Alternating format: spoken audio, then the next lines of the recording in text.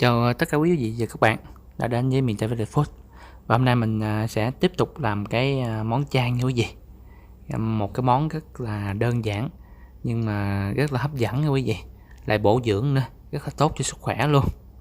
Đó là món rau đắng xào thịt bò chay. Thì cái cách làm như thế nào thì mời quý vị và các bạn cùng vào bếp làm cùng mình nha. Cái món rau đắng nè, các bạn dòm nè, xanh mướt luôn, không chín quá mà cũng không sống quá, rất là vừa ăn. Dòm sợi rau đắng nó bóng mượt, rất là hấp dẫn cho người ăn. Cái miếng bò chay của mình á, thì giòn giòn, nên gia vị thì cũng rất là vừa ăn các bạn. Mời các bạn cùng vào bếp của mình nha.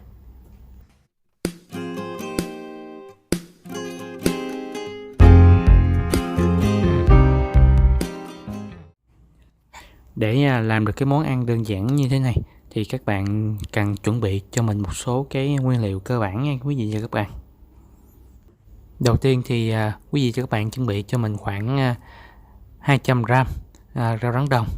Tùy gia đình quý vị mà có đông thành viên hay là ít thành viên thì chúng ta sẽ gia giảm. Tại cái này mình ăn một người thôi nên mình dùng khoảng 200g thôi quý vị. Rồi, rau đắng đồng rất là ngon quý vị, giúp chúng ta thanh lọc cơ thể nữa. Tiếp theo thì đó là quý vị dùng cho mình là khoảng 50g thịt bò chay. Nếu có quý vị nào thích ăn nhiều hơn nữa thì chúng ta để nhiều hơn cũng không có sao cả quý vị. Thịt bò chay này thì mình đã ngâm được khoảng 30 phút nè quý vị. Bây giờ nó đã mềm rồi. Nó một chút xíu nữa là mình đưa vào để mình xào luôn, là rất là vừa ăn nha quý vị.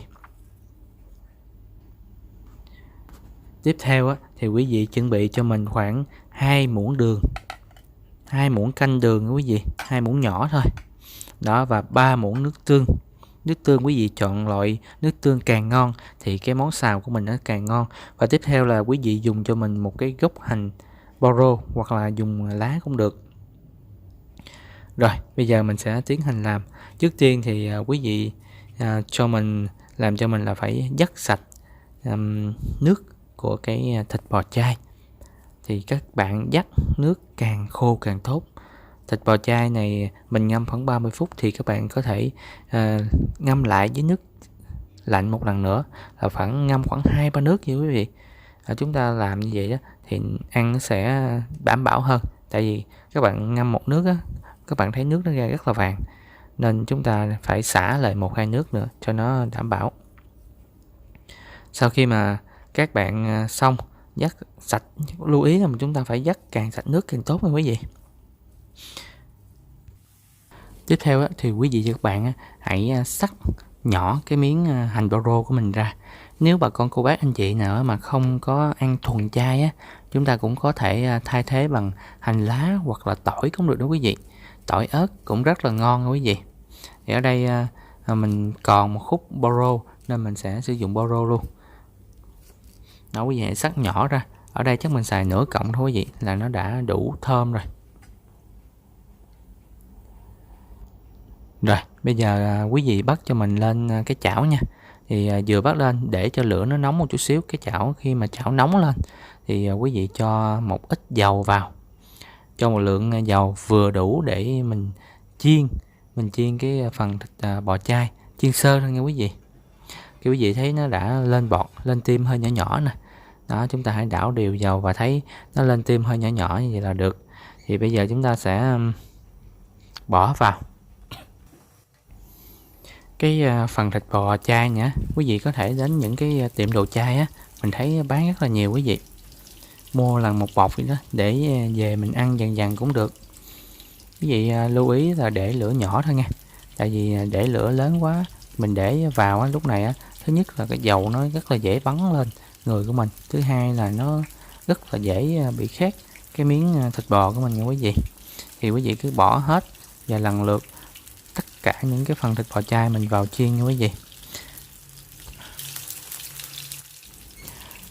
Quý vị mà chiên cho đến khi nào thấy nó hơi vàng vàng như là được quý vị.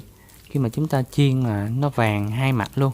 Cái này chút một xíu mà chúng ta xào lại nữa để cho nó ăn cái cảm giác được giòn giòn Thay vì mình ăn rau xào thì nó béo béo rồi. Nó hơi đắng đắng quý vị. mình kết hợp với cái thịt bò nè, cho nó hơi dai dai nè, rồi nó giòn giòn á, chúng ta sẽ tạo một hương vị nó hấp dẫn hơn ha. Đó, quý vị thấy như vậy là được rồi nè, nó vàng rồi. Đó là bây giờ quý vị chuẩn bị lấy ra là được nha. Đó, bây giờ quý vị gấp ra hết cho mình nha. Rồi, bây giờ mình còn lại một ít dầu trong chảo. Mới nãy là mình để cũng vừa dầu thôi. Đó, bây giờ mình còn một ít thì lúc này mình để dầu nó cũng còn nóng nè, quý vị hãy bỏ hết cái phần bò rô vào. Rồi chúng ta phi lên cho nó thật là thơm nha quý vị. Rồi, trong lúc mà chờ đợi bò rô nó vàng lên, các bạn để lửa nhỏ thôi, để thiệt nhỏ thôi quý vị. Thì chúng ta sẽ pha cái phần nước tương nè với đường nè. Quý vị nếu mà không thích ngọt lắm á, thì quý vị chỉ có thể giảm bớt đường lại nha. Rồi chúng ta pha 2 muỗng đường. Nếu các chị mà không thích ngọt thì có thể sử dụng 1 muỗng đường cũng được, với 3 muỗng nước tương. Sau đó thì quý vị cho mình vào một ít nước á, để chúng ta hòa cho nó tan đường với nước tương với nước vào với nhau. Nhớ là hòa cho nó tan hết phần đường quý vị. Nếu mà không hòa tan hết thì chút xíu chúng ta đem lên bắt lên chảo nó rất là dễ bị khét. Rồi bây giờ cái phần bò rô của mình á, nó đã vàng rồi đó quý vị. Đó, bây giờ quý vị cho hết cái phần nước tương, đường và nước này vào. Đó, bây giờ quý vị cẩn thận nha. Lúc này lửa nhỏ nhưng mà rất là dễ, cái khâu này nếu để lửa lớn quá rất là dễ bị bắn dầu ra quý vị. Đó, dầu nó sôi lúc này rất là dữ, quý vị nên cẩn thận cái giai đoạn này. Đó, đến khi mà chúng ta để cho nó lửa nhỏ thôi, để cho nó chuyển màu ra chút xíu, nó đậm đà lại chút xíu. Đó, như cái chảo mình nè quý vị, như vậy là đã được rồi nè quý vị. Rồi bây giờ quý vị hãy cho hết cái phần thịt bò chay của mình vào. Nếu quý vị ăn mà thích thịt bò chay này nhiều á thì quý vị có thể bỏ thêm nha, mình thì bỏ với một ít thôi. Đó, chúng ta sẽ để cho cái phần hỗn hợp nước tương này nè nó hòa quyện, nó rút vô cái phần thịt bò chay của mình á, lúc mà một lát mình ăn rất là ngon quý vị. Đó, mình để cho nó rút một chút xíu là được rồi quý vị.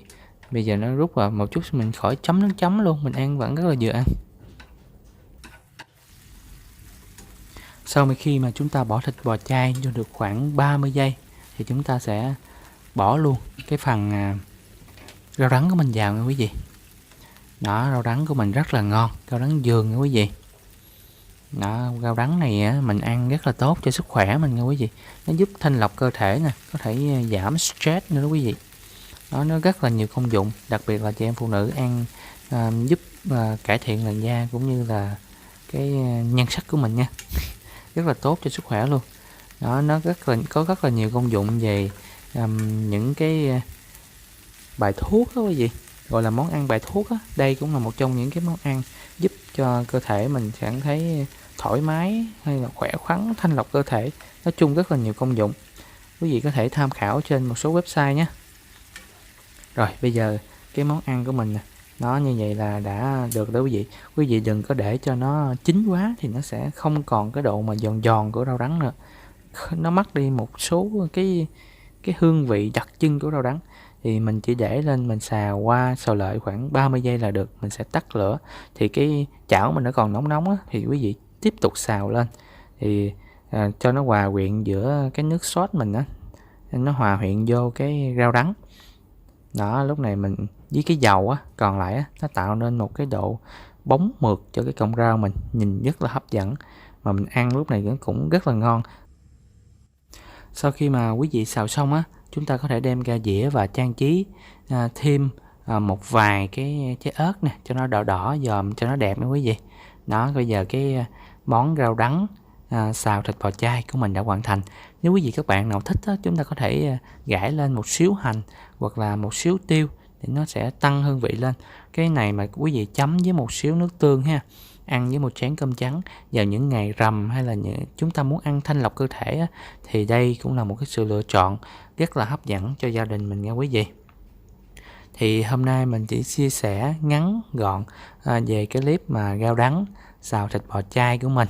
Thì cảm ơn tất cả bà con cô bác anh chị và các bạn luôn ủng hộ kênh miền Tây Valley Food của mình. Xin chân thành cảm ơn và chào tạm biệt quý cô chú anh chị và các bạn. Nếu quý cô chú anh chị và các bạn thích, hãy nhớ ấn cho mình một like và share cho nhiều bà con cô bác xem hơn để